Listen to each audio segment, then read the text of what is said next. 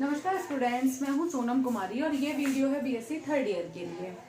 BSc third year में मैं आप लोगों को पिरोल कंप्लीट करवा चुकी थी। अभी आज आप लोग फ्यूरेन पढ़ेंगे।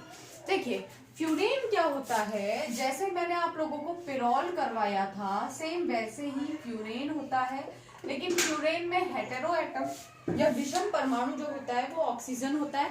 बाकी सारी प्रॉपर्टीज लगभग सेम होती हैं फ्यूरेन में।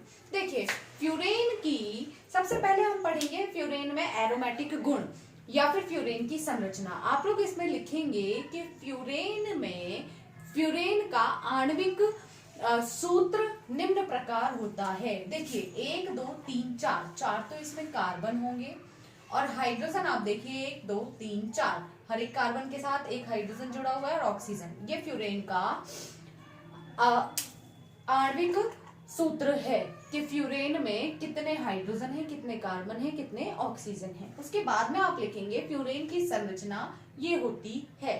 फ्यूरेन में 6 पाई इलेक्ट्रॉन्स उपस्थित होते हैं जो कि बेंजीन से भी अधिक इलेक्ट्रॉन घनत्व रखते हैं, क्योंकि बेंजीन में 6 कार्बन होते हैं और 6 कार्बनों पर 6 पाई इलेक्ट्रॉन्स होते हैं, जबकि यहाँ पर 5 एटम है और 5 एटम पर 6 पाई इलेक्ट्रॉन्स उपस्थित हैं। तो इसमें जो इलेक्ट्रॉन घनत्व है वो इससे ज्यादा होता है। आप लोग ये सारी चीजें लिखेंगे।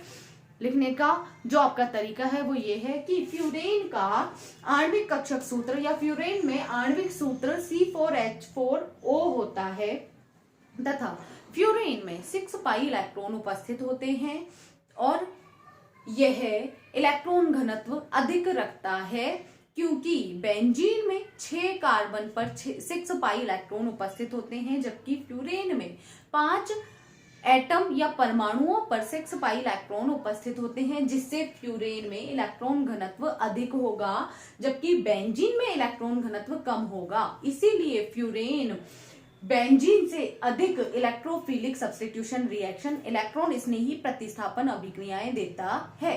बेंजीन से अधिक देगा क्योंकि इसमें इलेक्ट्रॉन घनत्व बेंजीन से ज्यादा है। सेम चीज मैंने आप लोगों को पिरोल के लिए लिखवाई थी, वहां आपको फ्यूरेन हटाकर उसकी जगह पिरोल रख देना है। अब देखिए आप लोग इसमें आगे कि इसकी अनुनादी संरचनाएं किस प्रकार बनेंगी। आप हेडिंग डालेंगे सबसे पहले फ्यूरेन में एरोमेटिक गुण। संरचना आपने बता दी, आगे आप हेडिंग डालेंगे फ्यूरेन में एरोमेटिक गुण। फ्यूरेन में एरोमेटिक गुण किस प्रकार होते हैं, जैसे मैंने वहां आपको लिखवाया था चक्रीय होना चाहिए, आप लोग यहाँ लिखेंगे फ्यूरेन चक्रीय होता है। दूसरी चीज आप लिखेंगे फ्यूरेन हक्कल नियम का पालन करता है।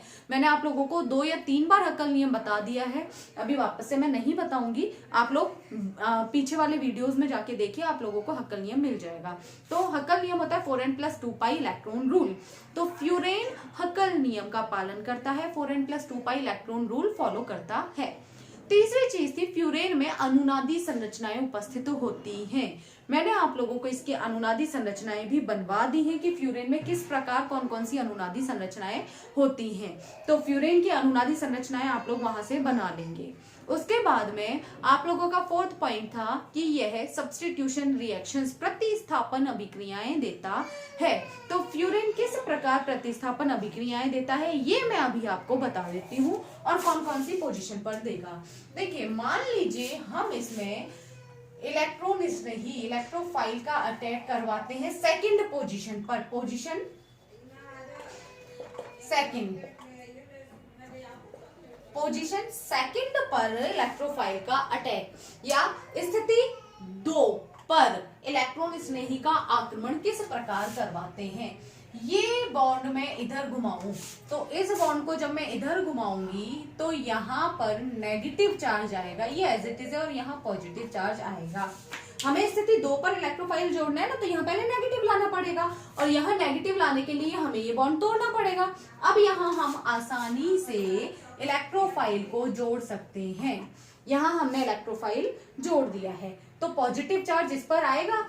अब आप देखिए कि नेगेटिव चार्ज अपने अगले डबल बॉन्ड को आगे धक्का देता है, जबकि पॉजिटिव चार्ज डबल बॉन्ड को अपनी ओर खींचता है।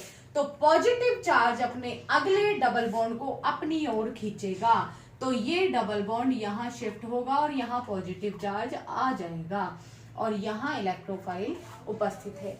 अब आप देखिए यहाँ लोन पेयर होते हैं, ये लोन पेयर आगे जाएंगे, पॉजिटिव चार्ज तो अपने अगले डबल बॉन्ड या लोन पेयर्स को अपनी ओर खींचेगा, तो ये आगे जाएंगे तो यहाँ डबल बॉन्ड और यहाँ पॉजिटिव चार्ज आएगा और यहाँ इलेक्ट्रोफाइल उपस्थित है।